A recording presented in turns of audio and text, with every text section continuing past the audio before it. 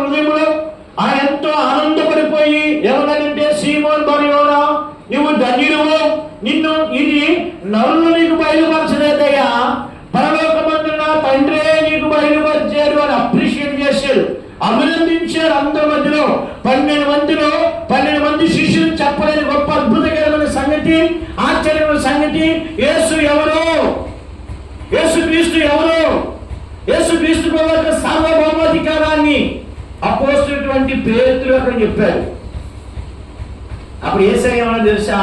పేతురు, నువ్వు బండవి, నేను నా సంఘాన్ని బండ మీద కడతాను. అంటే పేతురు మీద కడతాను కాదు, చాలా మంది పేతురు మీద కట్టాడంట సంఘాన్ని.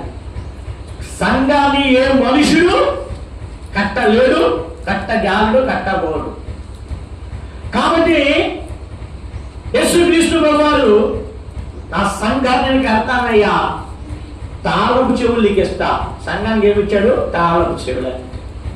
పరలోకం ఏది భూలోకం ఏది బంధించబడుతుందో అది పరలోకంలో బంధించబడుతుంది. భూలోకం ఏది విప్పుతావో అది పరలోకంలో విప్పవాడు అని చెప్పిన పేతురు గారు కొంత సమయం వచ్చేటప్పటికి యేసయ్య ఏం చెప్పాడు?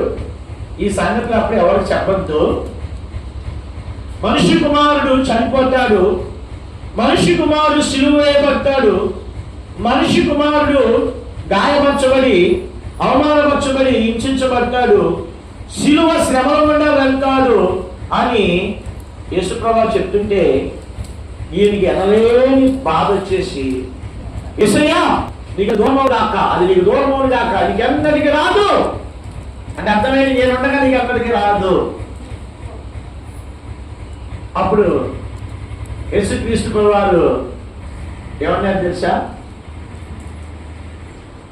ఏమన్నారండి యేసు గారు?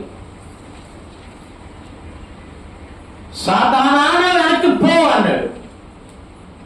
5 నిమిషాల ముందేమో ద గ్రేట్ రాబాబుని పౌలుగా పేతురు అన్నాడు, 5 నిమిషాల తర్వాత ఏమో సాతానా అన్నాడు.